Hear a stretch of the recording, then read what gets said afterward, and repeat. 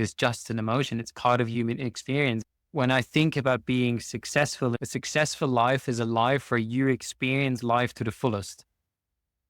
And to be able to do that, we need to embrace every aspect of that life. Welcome.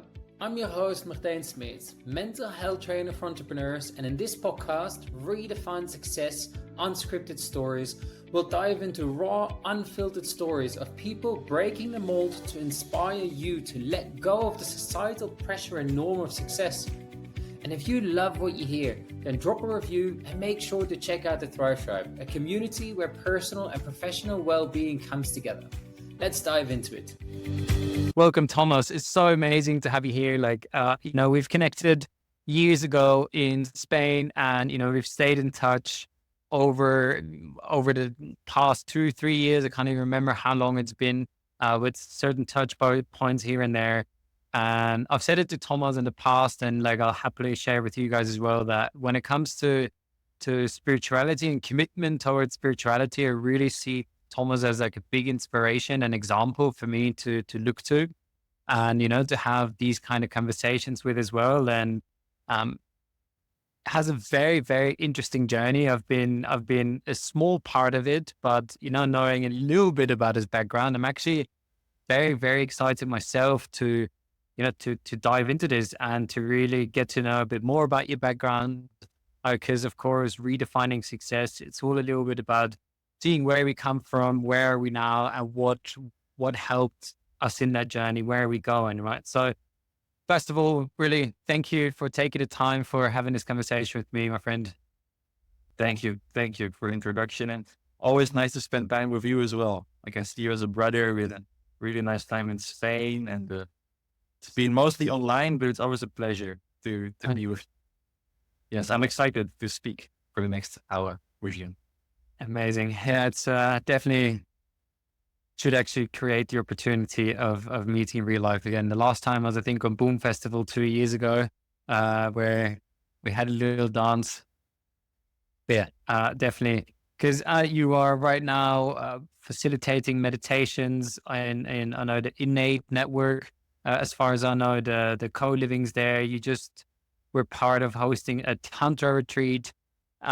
Some very, very interesting topics. I'm still, well, there's always more to explore, right? But Tantra, like you said it to me, it would be so cool to have you on a Tantra festival. And I was like, yes, it's actually something I've been willing to do for a long time, but then there's always priorities. And part of me always takes the priorities in a different direction. But, having this conversation might spark, put a little bit of water on that seed again to go in that direction and explore a bit more. Because obviously this podcast is all about redefining success and knowing, without me talking about it too much, you coming from a bartending job in a nightlife in the middle of Amsterdam to now facilitating, these much high energy, spiritual workshops, meditations, all of these things. I can imagine that being a very interesting journey. And so before we dive into the story, let's just start with asking you the question. If you, for you right now in this moment, how would you define success for yourself? How would I define success? I don't think I use that word very often. Other than that, I sometimes say it like this: successful in what we do. Wanting to get somewhere, get something, some kind of, maybe position in our work, or, the field we are in. We are in the coaching industry, meditation, retreats. So some people, they try to make retreats and they don't fill up, and other people have retreats and they do fill up. And so there's maybe success. But always when I use that word in those contexts, I will always make this sign at the same time. And, maybe on a very metaphysical, deep spiritual, on that level, you could say that happiness is not found in these things. And, if you are completely not aware of any spiritual thing, you might You might look for only in things for your happiness and might not be aware that there is like something inside that is much more peaceful than anything you can get outside of you. But I think there's something in the middle. And how I would define success, I've had times myself where I had less outward success and more success. And my happiness has often not been linked to either of both. But I must say that now for me, things are flowing a lot more. That feels good. And it feels also good because it also feels as a reflection of something inside of me. So maybe success is to feel internally really good a lot of the time, because we all go through ups and downs, to feel internally really good and have that reflected outwardly somehow. But also not just my success. If it's just my success, there won't be true happiness too. It's just about ourselves. I don't think there's true happiness there. So I think success is a combination, our own vision, our own inspiration, and wanting to manifest that. But it's gonna be somehow it will have to be linked to something altruistic somewhere in there. Yeah. I can go on. Sometimes I see here in the Algarve, and I see many beautiful villas, cheaper houses too. But there are also some of these like really like super deluxe villas close to the sea with ocean views, millions of euros maybe. And I don't think it is actually really something that makes anyone truly happy. This kind of luxury, for example. And it looks outwardly very successful, but you're there by yourself in your luxury villa, not living in community, not being really with people. I mean, if you're good at building community and everyone's in your home, maybe that's gonna be very nice to live. But yeah, I don't think success is anywhere to be found in many of the stereotypical ideas. I think it's quite opposite. And that is, of course, a big reason of why I wanted to come out with this podcast, because I like how you say, I don't know how you call this sign for the people that are listening and not watching, but like success in brackets, let's put it that way, I struggled with talking about success in the past as well. Like even I remember having it on my website and like everywhere as one of my core values. And I was like, no, I'm going to take it away. I don't like this word. But that also got me thinking, because like that word success for some people has a very positive connotation. Like for me, now I changed that for myself. I changed my perspective on success. And, of course, again, that's why this podcast, but like, because success for definitely people more in the spiritual fields has that negative connotation of the materialistic world, like looking for the luxuries and that part of it. And that is exactly the reason why I found it so necessary to talk about this, because success is much more than that. Success, how you described it as well, it's something internally that then reflects outwardly and then has that altruistic part in it. And I think that's a very beautiful way of putting it, because what I kind of hear in that is, because when I talk about being successful, it's not about I have this much money in my account, or, I have a business with 10 employees, 100 employees. It's about that feeling of I feel successful in life right now, and not in business, in life. So like personal, professional, kind of both in that package. And when I hear you say what you just said, what I kind of take out of that is, to be able to achieve that feeling, it has to start internally. Am I correct? Yeah. And I think also outward success, then on the other level, because you can also get overly spiritual and pretend like that's not important. And I think that's also, anyone that acts like that is also lying to themselves. It is nice to want to create something and to have it work, it is nice to make money, and it is nice to have people appreciate your work. So, and it's best if that comes as a true reflection of what you feel inside. No facades, no fake till you make it. It's like there's a flow. Life is reflecting what is inside in the form of material success too. Yeah. So where, I know that this might be a very difficult question, but where would you see the balance between, that too spiritual, that too materialistic? Do you have like a clear cut line for yourself of that is how I see it? No, I don't think I have that with anything. I think if I notice myself or anyone else having very clear definitions, this is how it is, I think we've already lost the wisdom in it. Yeah. So I don't have a clear definition, but I do see many kind of like trends, common ways in which some people think. And it is something that I like to point out, because I've with the many spiritual people that deny the realities of sex, money, power as parts to be integrated.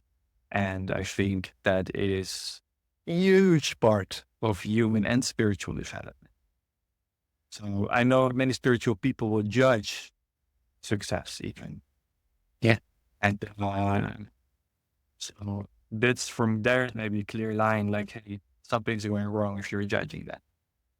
Yeah. So that's forth. You can create impact, right? If you see how many things are in the world not going very nicely right now, unnecessary suffering. If we can somehow make impact on that successfully, that's freaking amazing. If we make money along, it's freaking amazing too. And I think that is a very beautiful way to split those up, in a sense of, if you are judging the others, then there, you're losing that balance, because we need, like you said before, you kind of need both. You need both integrated to truly feel that sense of success, because you said there's lots of people that call themselves spiritual that judge success, but then, they might just not be open to what success truly means as well. So, but like normally, or regularly ask, what do you think is a societal norm of success? But because you are, you live a lot more in the spiritual realm, or with, like you spend a lot more time with people in spiritual communities, I put it that way. What for those kind of communities, what do you see being success being for them in their mind? I think it depends where you look. Because I'm always in different scenes, and if you're always in different scenes, I'm always like a bit like, for example, the different scenes I speak of, I'm a lot in the tantra scene, modern tantra scene, and then, I come more as the yogi and the meditating. Also in the yoga and meditation scene with people that never go to tantra stuff, and they're maybe a little bit more associated with the tantric person, So I'm always I feel I'm also a little bit devil's advocate also in both these scenes. And so what I really like about the modern tantra scene is that there is a lot of talk about, for example, the terms dark masculine, dark feminine, where we speak about these aspects of ourselves that many people don't really like to look at. Everyone wants to be peaceful and harmonious and kind, but what about these primal parts of us, our magnetism, our power, the impact of our words, how popular we are, these kinds of things. And so I see in the world of Tantra, I see that this is a lot more embraced, which I think is very healthy and good. Maybe also sometimes to an extreme where that becomes a new ultimate thing, and it's also not the ultimate. It just needs to be integrated. And I sometimes think I see in yoga and meditation communities, the denial of that. So, like that. I like that, because I think in no matter in what kind of a community you look at, also in business, there's the ups and the downs. In Tantra, there's the dark sides and the light sides. And it's about finding that balance and integrating every aspect of it.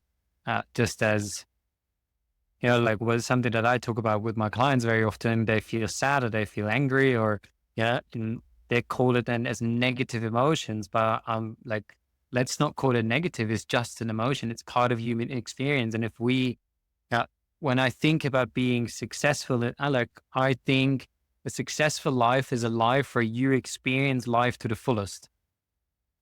And to be able to do that, we need to embrace every aspect of that life. And like whether it's, how did you call it? Dark masculine and dark feminine, or every emotion, or also the lows in business. It's really that the all-compassing thing that we need to embrace it all. So I love that you put that in there as well. Yes, and I would maybe would say that when I said dark masculine and dark feminine, there is about masculine and feminine there, but like dark, actually, and maybe in that context, and that word means more taboo. Taboo parts of ourselves. With negative emotions, clearly there's a part of the spectrum that is not so nice and not so beautiful. But with this, it's parts that everyone has inside of them. But they're taboo. Yeah. Well, even though I feel like I would love to dive deeper in this with you, because, I just love having these kind of conversations. Also, would love to, like I said before, love to hear a little bit more about your story. Because like now you are, like you just said before this podcast, we were briefly talking, and you were on all these retreats beforehand, and you really felt that you were thriving. Now you come back home and you a little bit more in that alone phase, like incubation a little bit, integrating everything that happens, then like learning to be alone again almost. It's like, do you now live in Portugal? You come from the Netherlands. You are hosting retreats. You are, you play a big role in many different workshops or practices or events. But where do you come from? Like, what is your background? How, like, if you want to share your story a little bit. Yeah, I could make a very long version, of course, or very, very short. Well, I felt drawn to anything spiritual, to meditation at first. And I was born and raised in Amsterdam. And, like the childhood, things go wrong. Like many people have that. I lost my mother at an early age, and more things happened. There was a lot of things that happened that were traumatizing. When I already quite young, I was one big nut, especially in hindsight. I could see that big young boy was one big nut, full of tension and fear and insecurity and self-hatred, I would even say. And I didn't know a way out. When I was 18, someone introduced me to ecstasy at a festival, and I took ecstasy MDMA. And this might, you could say, was maybe a bit of a first awakening, which I didn't realize, but my heart just exploded. All of a sudden I was very present, which I wouldn't have called present at that time, but I could see the lights and and I was just dancing, and people were so kind, and it felt like a world opened to me that I'd been seeking for. And I get obsessed with things. When I like it, I still have them. Now it's just spirituality.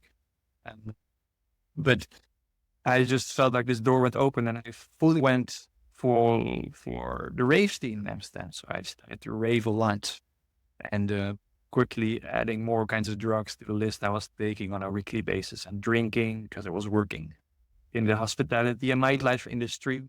So I was pretty much smoking a pack of cigarettes a day, probably drinking 5 to 7 nights a week until very late in the morning, either with colleagues after work in the bar where there was free beer of the restaurants we worked, or in the weekends going to raves in warehouses and, not sleeping for multiple nights with the drugs. So that became less and less sustainable, because I became more and more depressed and anxious. Like, if I think back of that time, it was probably the darkest time of my life, with the peaks.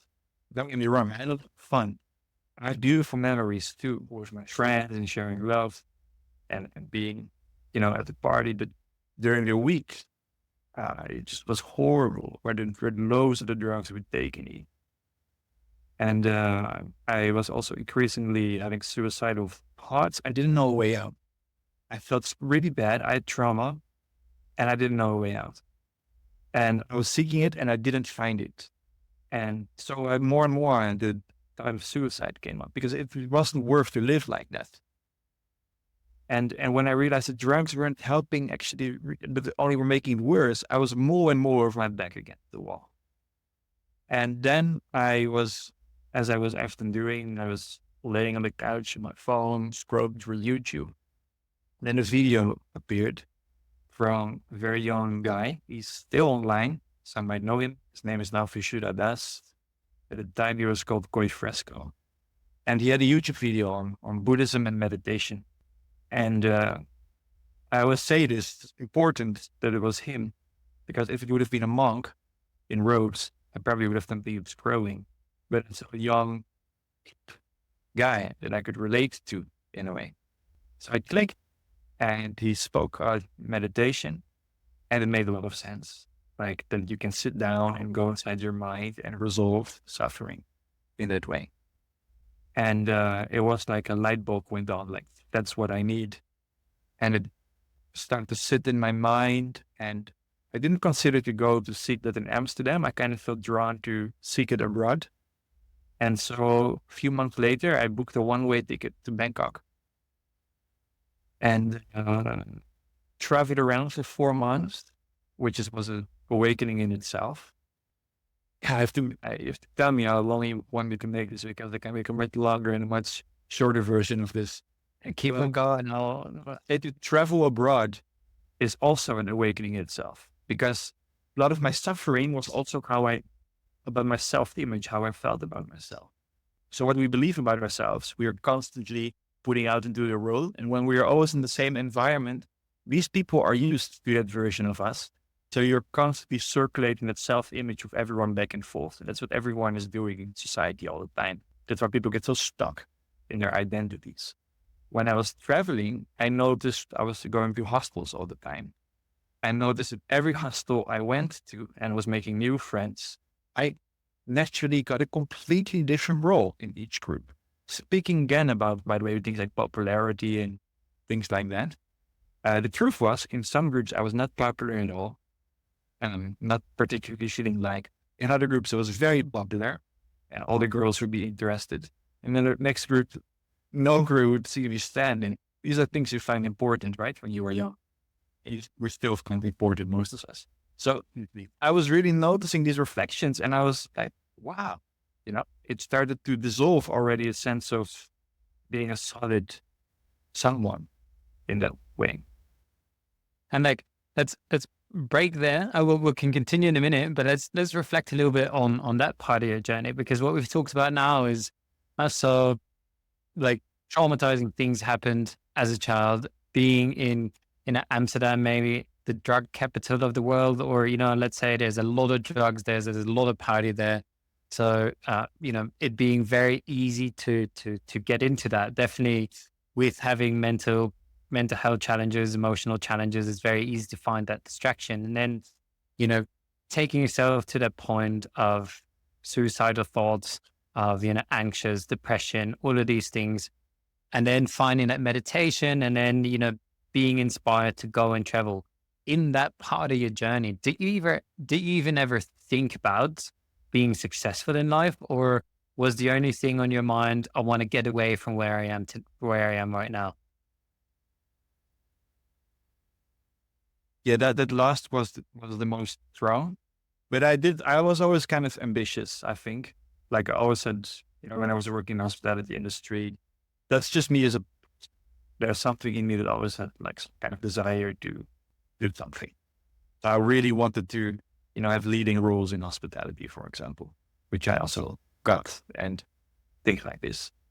So there was always, and always I had dreams of businesses, but I lacked the determination and the life force in many ways, and the confidence to really pursue some of the dreams I had.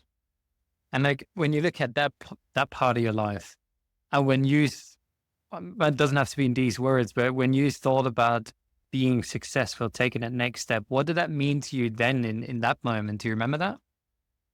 Yeah, maybe something similar now in a way, like something intuitive, like feeling that you can do more, like seeing that some people if you then work in hospitality or work in organizations, some people are carrying more of the whole organization, and they're doing that either well or not so well.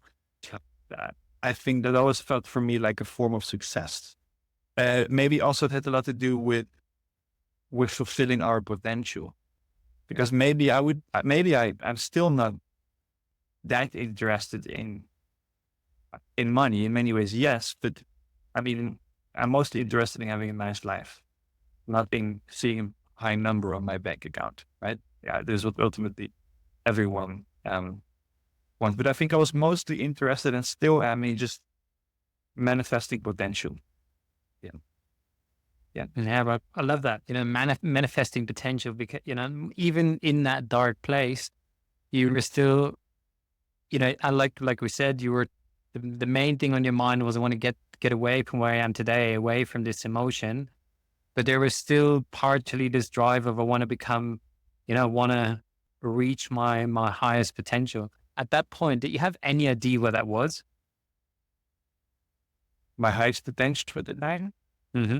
But actually, maybe it's interesting to go to the end of that 4 months of travel in Asia, actually, as an answer to that question, because I was to go there after, but yeah, go for it, man. well, actually, I answer a bit of your question, because by the end of that 4 months, disorganized as I was, I almost would have taken a plane back without actually meditating. And it was really not what I wanted. That would have been an unsuccessful pick, to use the word. So by the end, the last 2 weeks, I have already my flight booked. I begin to feel, I really want to meditate. And somehow I find my spot in a monastery. And I go there for 5 days, and, strict Buddhist schedule. I had to dress in white and to wake up every morning at 5, and we would meditate and we would do the chanting, and I would put my cigarettes away, and I was struggling. And but every day kind of tempted to leave, but also kind of seeking a kind of meditative experience also, which I really didn't feel I had. And as I kept staying, then on day 4 or 5, I had one very unexpected. I was actually ready to give up already. And in that giving up, at 4 p.m. in the afternoon, I just didn't care so much anymore. I gave so much effort and nothing happened. So I was like, there was free time. You could do what you want. There was no scheduled meditation. And I was like, you know what? I would just go back to the meditation.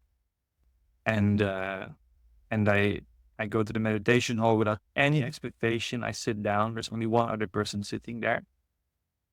And I try to meditate maybe for a few minutes, and same thing. It's frustrating feeling and nothing is working. And I just kind of open my eyes and I begin to look around. And all of a sudden I begin to really appreciate very deeply where I am. I begin to hear the birds. I feel quite good. I just feel super peaceful.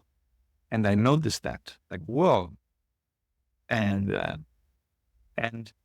so it was very natural. And I also immediately registered as, this is quite special. I don't know this feeling so well without substances.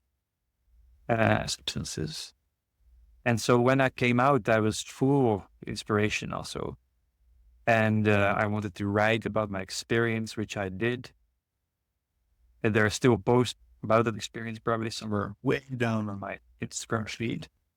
And there I had a bit of a strange feeling, because I saw that I had never experienced something before that had so much meaning for me. Like, I was like, this is it.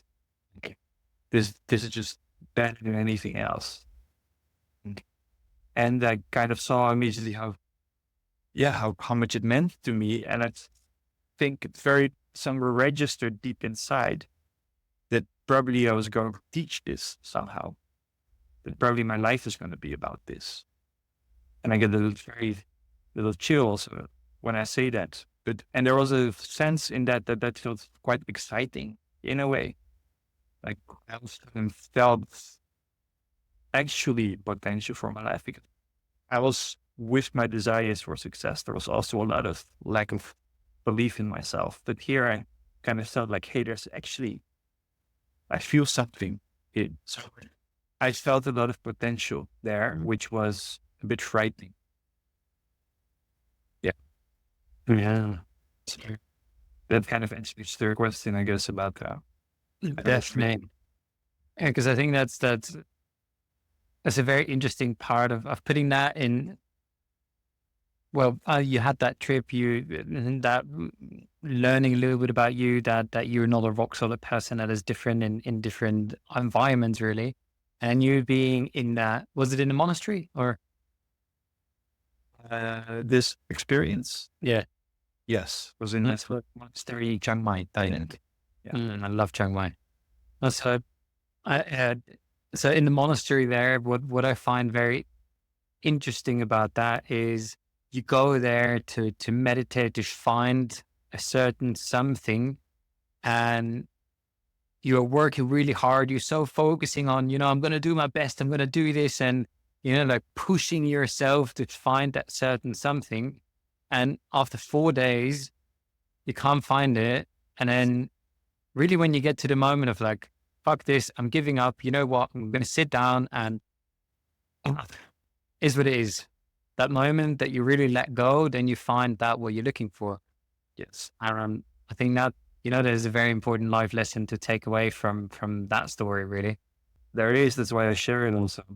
Yeah. Later, I learned about a teacher named Adia Shanti. Has played a big role for me, actually, from far away online with so many beautiful talks, if you're interested. And he speaks about a similar experience too. And he calls it achieving defeat, something like this, or achieving really. I love to put together these words. Like, yes, finally you've achieved it. Because for a lot of people, they have to actually work hard to achieve doing in spirituality. And then there's a breakthrough. But it's also an achievement. I like that. Achieving defeat. Yeah, I for myself, like, reflecting on that in this very moment, I really see it as well of achieving defeat, and also in a sense of allowing defeat, allowing it to be there, being okay with it, instead of fighting it, because I feel like as long as you are fighting that defeat, you're still not achieving it because you're still not allowing it in. And I think that is, something to take way further than just in spirituality and in every part of life and business. And because really saying to yourself, okay, I'm defeated right now and I'm going to let go is such an important and powerful thing to do. So it's cool that you got there with this. And then, okay, so, I see you now sitting in that monastery in Chiang Mai. You've felt that first moment of peacefulness. And then, but this is still you, like, 4 months out of a heavily intoxicated lifestyle. What needed to happen, or what happened for you for being in the moment and feeling like, okay, I feel like this is something I'm going to teach, to now actually teaching it on, well, I don't know, in stages, but in bigger groups and in, lots of different places and communities? Well, first it was I hid it a little bit from everyone because I felt to understand it, people would think would be a bit weird. So I wasn't really shouting it off the roofs that I meditate. Well, actually, I put it on my socials, but that felt quite scary. I felt I could be really judged for it. And fast forward, I go back for 9 more months to the Netherlands. I go back to my old lifestyle, harder than ever. I rave crazy hard. And I work in a kitchen for the first time. Now I'm done with being a waiter or a bartender and things like that. Now I just want to work in a kitchen. I gained a lot of weight. And by the end, I'm back where I was before I left the first time. Depressed, suicidal, not meditating. So then I decided to really leave and go again one-way ticket, and I'm really not sure when I'm gonna go back. I decided just leaving, and I want to meditate again, and I have a visa for Australia. And during that time, when that happened, I met many people that were also deeply on a spiritual journey, which I didn't know that existed so much. And that was a bit of my permission slip to go much deeper than I first allowed myself to go full in. And when going fully in, I really to actually really study and go to India for the first time. And like I was really studying books, taking notes, practicing it, doing deep self-practice morning and evening, and preparing myself for my third retreat by then. And And again, with this intensified practice, all kinds of new awakening moments come and insights come. And I have a quite explosive moment during that trip after my retreat. Like really exploded open in bliss and peacefulness and stayed very strongly for many weeks. And I think also there was the moment where it became really, really clear that my thoughts were conditioned much more than ever before. Like my thoughts are just thoughts. And with that, I really don't need to be anyone I've ever been. That's just all conditioning. Like I could go to, like, technically speaking, every thought I ever had could go, and I could be brand new.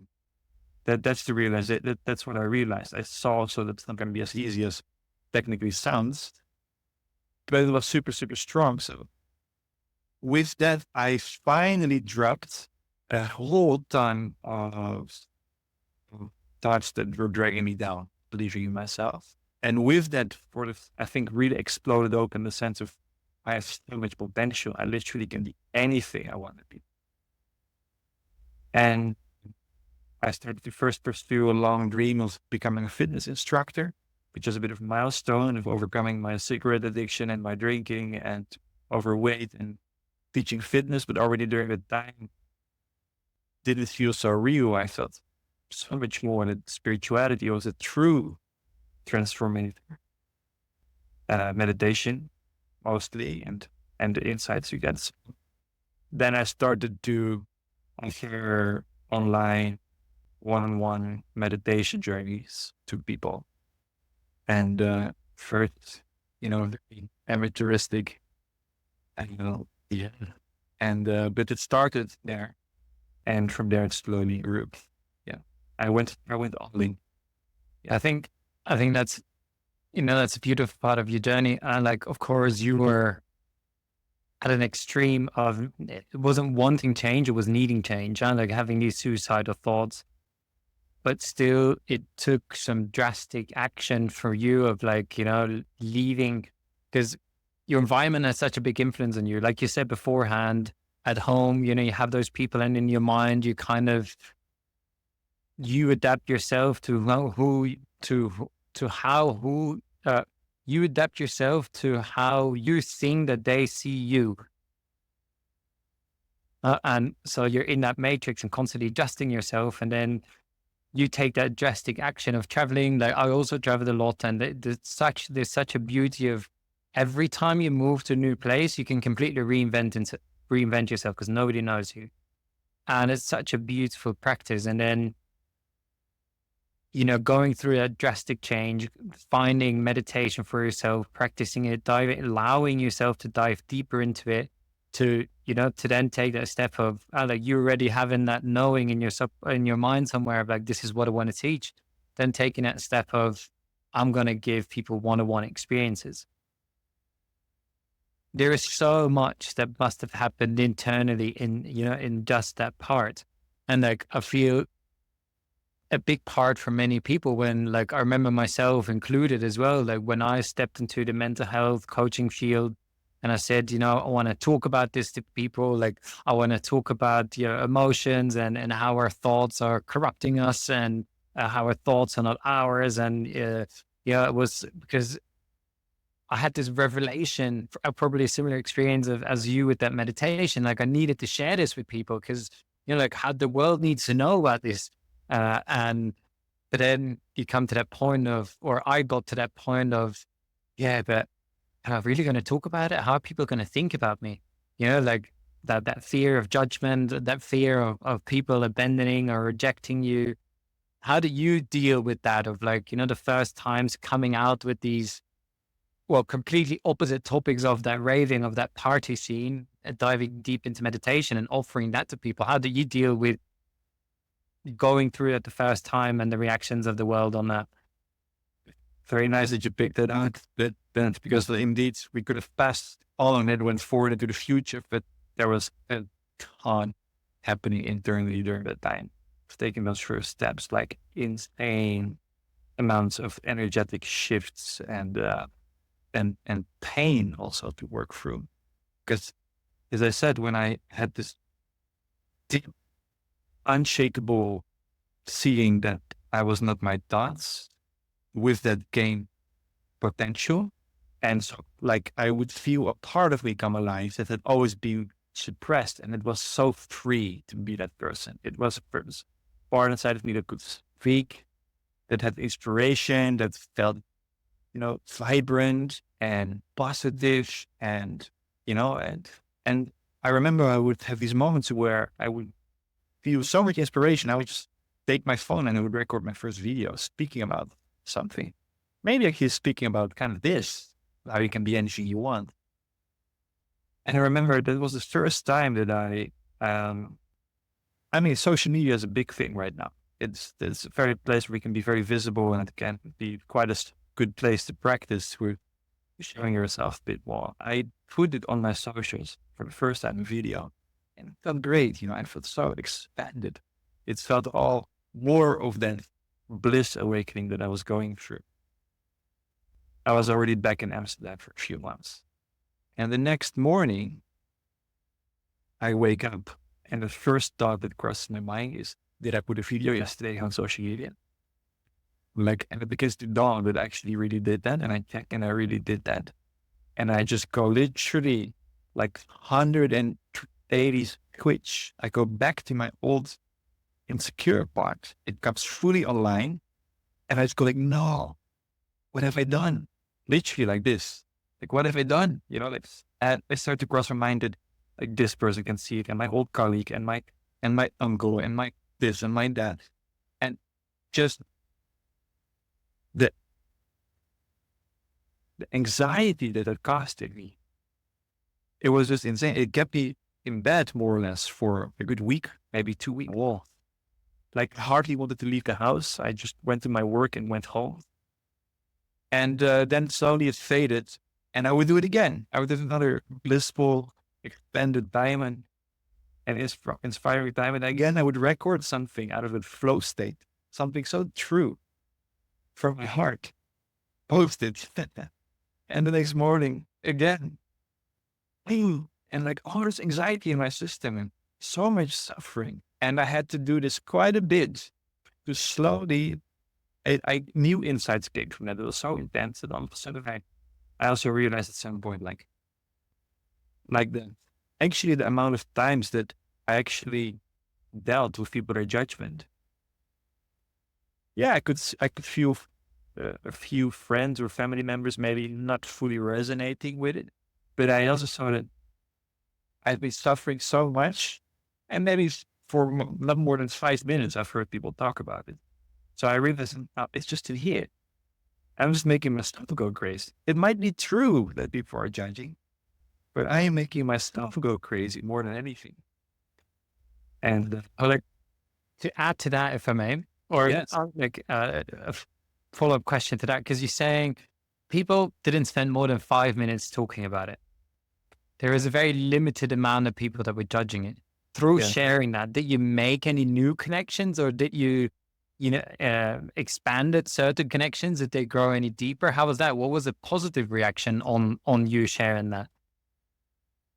Yes, I could see some people cheering me on and some people not. And I could see people leave, and I could see a whole rearrangement in my social life very quickly.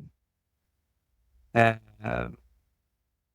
yeah, that was telling me a lot also about who is my new social circle now. Because we also attract everyone from the energy that we are sending out. So if you're going to drastically change all of a sudden the energy you're sending out, you're going to expect, you have to expect great changes in your social environments.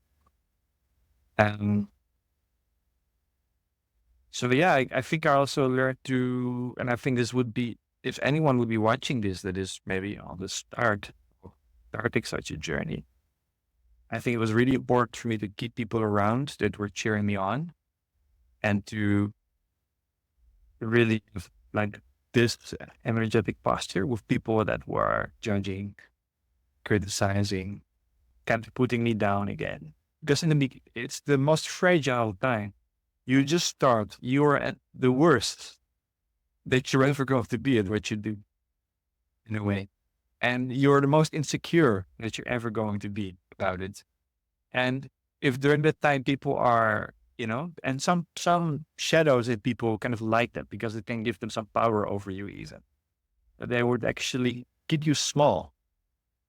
They will make fun of you and they know it hurts you and it kind of like it from their shadow and it keeps you small. So any bit of this energy, keep it far away. Just like a little plant that is still trying to grow from the earth. If you give it thunderstorms and hail, it's not going to survive. You are like that. You have to become a bit of a tree first. And then more becomes fine. People can make fun. It's fine. People can judge. It's fine. More and more you know what you do. And it comes from a deep sense of personal integrity and you begin to know yourself better than anyone else. So even people can question your intentions. And in the beginning, you're going to have to find out about all the hidden, not so clean intentions you have. You have to purify also, which you have to kind of do along the way. But slowly you get to know yourself better and better. And you just feel aligned.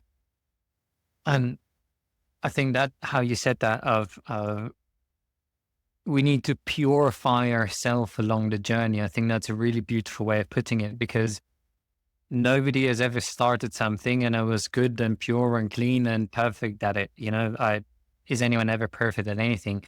I would judge no, but I would say no. But anyway, that's like the part that to take away from this is really, it doesn't matter how good or how bad you are. It's about just starting and growing from there because if you don't start, you'll never be able to know how good you could possibly become. And the part what you shared there, and that's definitely something I experience as well. And what I see in lots of people that, make these drastic changes in life of like, we got to be honest, you're going to lose some people or there's a big chance of you losing some people. But that's okay because probably the people that you will potentially lose in that process are the people that are not, that don't want you to be the best potential of you. They want you to fit to their idea they have of you, and they want you to stay into that box. So the question is, do you really want these people in your life? Whilst, and like you said, Thomas, those people that support you and that cheer you on at your moment, that you're at your worst, at doing what you're doing, whether it's going to be painting, hosting meditations, or starting a tech company, or it doesn't matter what it is. But the people that support you throughout those first few steps, they're the ones to keep close because they're going to support you through no matter what. And, they see you for you instead of seeing you for how they want to see you. And, there's nothing more beautiful than that because if you have even like the more the merrier, of course, but even if you have one or two people like this standing behind you, it makes a world of difference.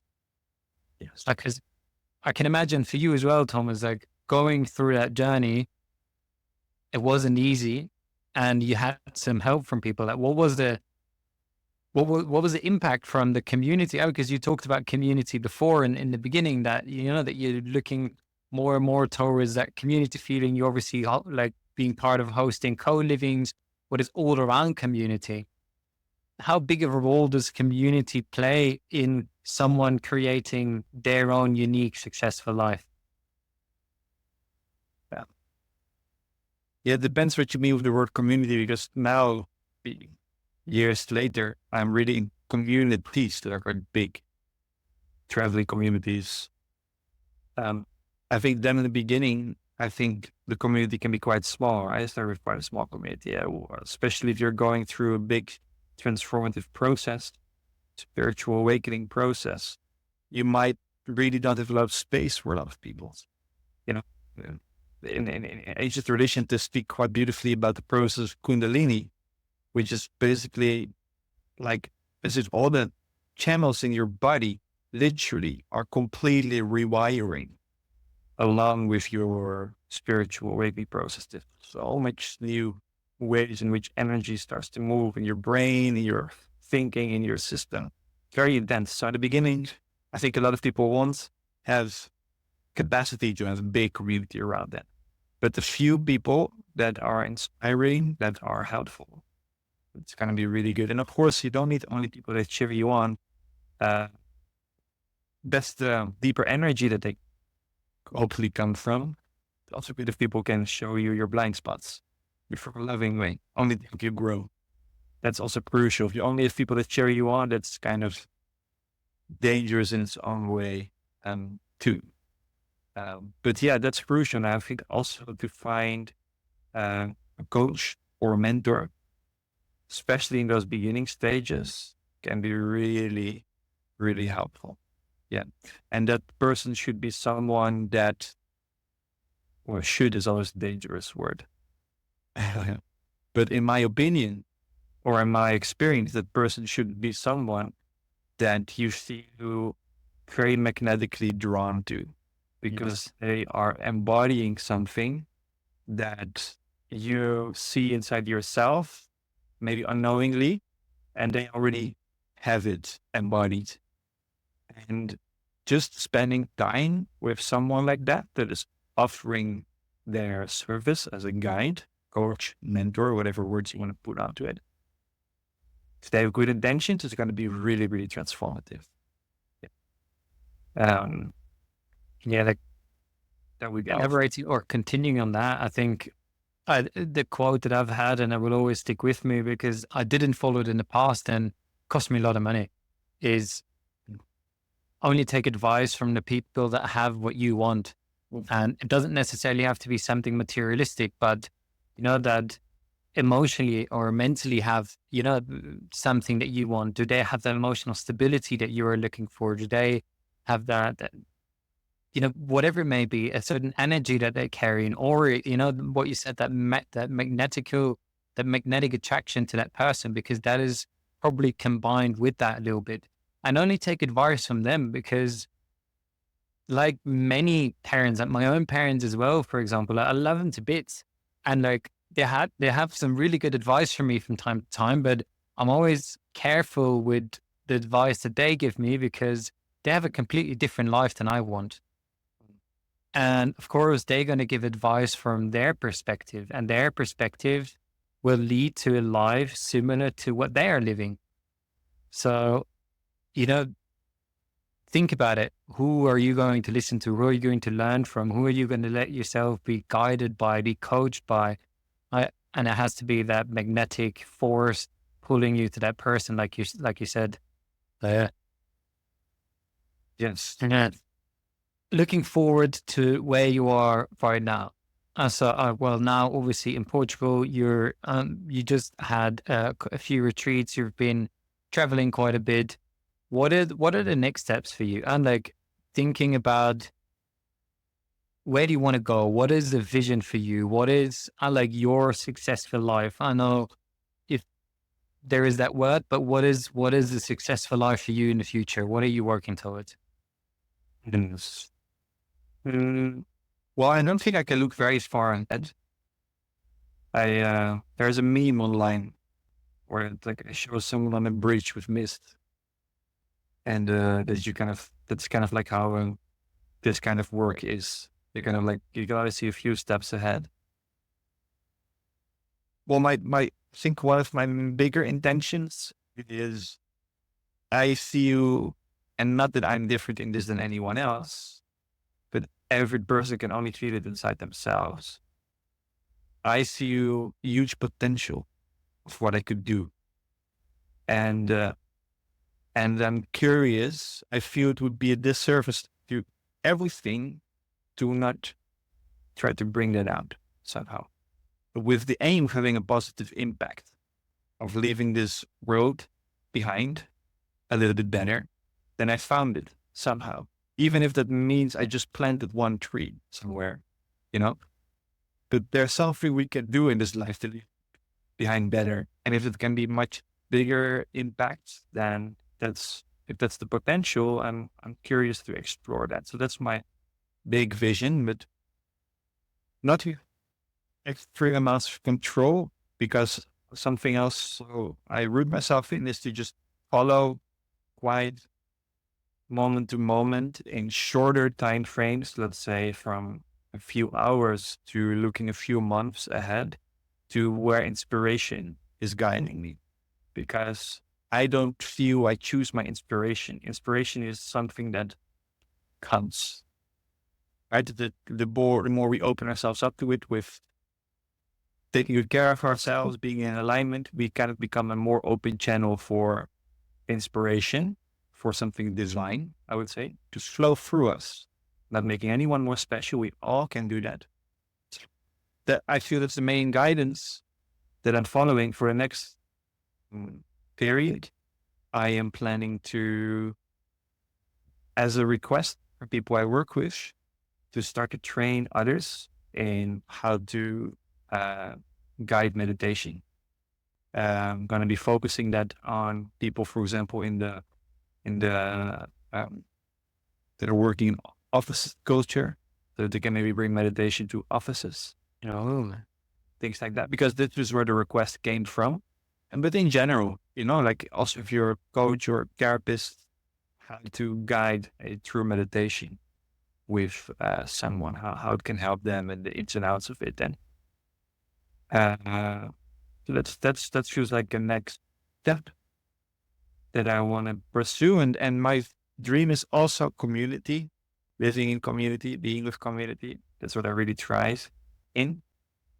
Probably with my own place, but that you naturally run into each other because you all live close together. I feel that's really what I miss now, for example, where I am here. I live in a village and I don't run into people. And I notice I don't know anyone in the village, you keep a bit closed off. And so it's not really what I notice I thrive on. I've got to try out living in different ways, and I've seen where I thrive and where I thrive less. And this is hard, thrive less. Yeah, those are my visions. Creating beautiful, I do a lot of work online, but I prefer actually to work in real life.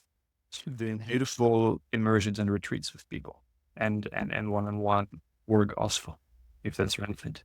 Yeah. It's hard, but like, I love the part of living in community in a town. Like I live in a very small town in Austria, but I know quite a few people in the town, and I definitely hear you when you say, the just running into people kind of, and just experiencing that and the beauty of that, because that's definitely a part where I thrive as well. So I very much relate with you there. And also I see it in, you coming from where you come from. We went through that, you having that profound experience in that meditation, and now looking at, going to teach people meditation or how to guide meditations. It's really I see Karate Kid before me, the student becoming the teacher, becoming the master. So now I am very, very excited to hear that from you. And like, one more question. I know this might be difficult because I really put everyone on the spot with this a little bit, but if you would have to write a textbook definition of the word success, something to put in a dictionary, what would that be in your words? A textbook definition of the word success. What do you mean by textbook definition? So a definition that we would put in a dictionary. So it has to be for everyone. Wow, that's difficult.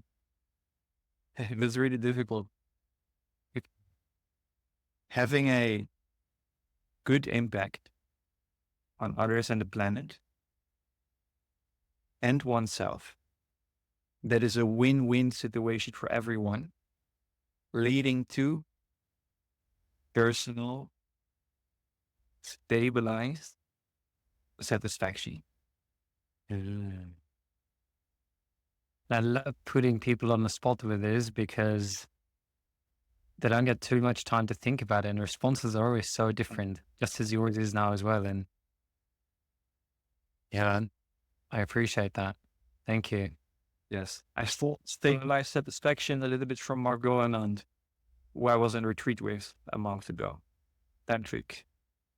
Master, and he would call her She said, and I think she also borrowed it from somewhere else. Stabilized contentment, stabilized satisfaction. Yeah. Aren't all the thoughts and definitions of words that we have in our mind borrowed from somewhere else and then just, put together, made our own? So, yeah. And I think win-win is really important. Yes. Tells you as a way when we do business or when we, with anyone, any transaction we make, are we both winning? It's not some, because that's very often in arguments, when we want to win, it very often means that the other person has to lose, and there's no point in that. And if you both solve a problem, you're both winning because the argument is gone and you have a solution. So, amazing.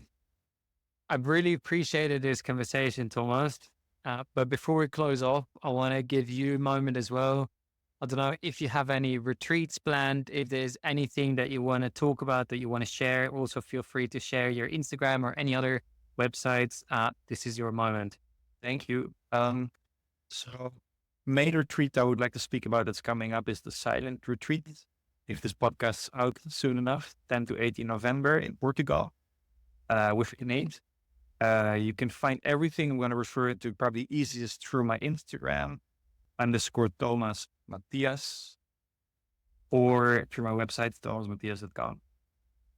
I'm also planning the first launch of any kind of meditation instructor course in November for anyone interested.